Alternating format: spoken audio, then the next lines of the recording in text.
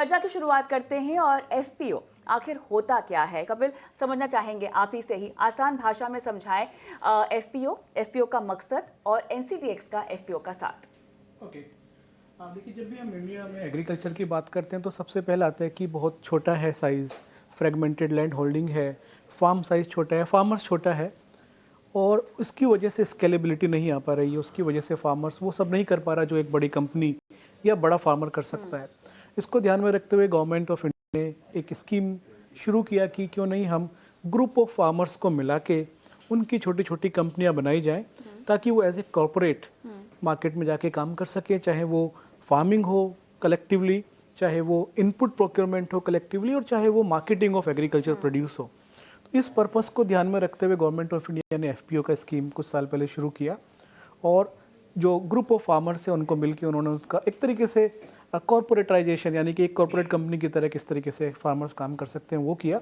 एक छोटी कंपनी होती है फार्मर प्रोड्यूसर कंपनी या फार्मर प्रोड्यूसर ऑर्गेनाइजेशन, जिसका स्ट्रक्चर एक कंपनी की तरह होता है, बोर्ड होता है, सीईओ होता है और बहुत सारी एजेंसीज गवर्नमेंट ने अभी डेडिकेटेड किया हुआ है। अलग एफपीओस होते होंगे कैसे? हर जहाँ पे ये लोकलाइज्ड होता है, जैसे मैं यहाँ पे फार्मर हूँ और मेरे साथ 100 फार्मर और हैं तो हम मिलके एक कंपनी फॉर्म करते हैं जिसको हम एफपीओ बोलते हैं। अच्छा, फिर वो उस क्षेत्र में जो भी एक्टिविटीज़ होती हैं अपने लिए या कई बार बाहर के किसानों के लिए भी कर सकते हैं और कुल मिला के पर्पज़ यही है कि कैसे एक जोड़ के किसानों को उनकी स्केलेबिलिटी बढ़ाई जाए, उनकी नेगोशिएबिलिटी बढ़ाई जाए और उनका काम करने के तरीके को अपग्रेड किया जाए, क्योंकि साइज़ बढ़ेगा तो कहीं ना कहीं आप better technology, better practices, better negotiation, better bargain market में जाके कर सकेंगे।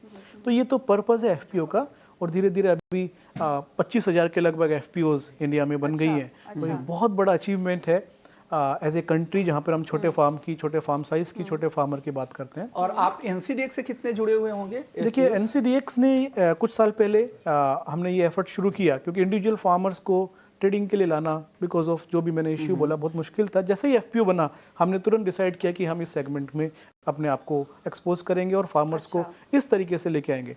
आज के तारीख में लगभग 500 से ऊपर एफपीओज, यानी कि लगभग 600 मान के चलिए आप, हमारे साथ डायरेक्टली जुड़े हैं, जो हमारे क्लाइंट हैं। जो ट्रेड करते हैं, जो एनसीडीएक्स के प्राइस को फॉलो करते हैं, डिपॉजिट देते हैं, डिलीवरी लेते हैं, ऑप्शंस की ट्रेडिंग करते हैं और भी जितनी रिलेटेड एक्टिविटीज़ है कहीं ना कहीं पे पार्टिसिपेट करते हैं। बट अगर आप इनडायरेक्टली देखेंगे तो शायद कई हज़ार एफपीओज हैं जो हमारे साथ इनडायरेक्टली जुड़ी हुई हैं, जो एनसीडीएक्स की इन्फॉर्मेशन को यूज़ करती हैं, जो कंसोर्शियम ऑफ एफपीओज हैं जहाँ पे उनके एफपीओज मेंबर होते हैं, बहुत सारे हमारे साथ जुड़े हुए हैं, जो हमारी इन्फॉर्मेशन, फीचर्स के प्राइस, फीचर्स की ट्रेडिंग के बारे में उन लोगों तक पहुंचा रहे हैं। ओके, थोड़ा सा मुझे, क्योंकि आपने 2-3 बार जवाब में कहा कि जो दिक्कतें उनको आती थी उनको सुलझाया गया है, स्ट्रीमलाइन करने की कोशिश की गई है। तो विश्वमोहन, अनिल घनवट साहब मेरे साथ जुड़े हुए हैं, उनसे जानना चाहते हैं कि एफपीओ के आने से पहले क्या क्या दिक्कतें यहाँ पर किसानों को आती थी, क्योंकि ये किसानों का एक संगठन है जो बनाया जाता है। किस किस मोड़ पर उनको तकलीफ आती थी, दिक्कतें आती थी? कुछ बैकग्राउंडर अगर आप एफपीओ की शुरुआत होने का अगर हमें दे सके, अनिल जी। पहली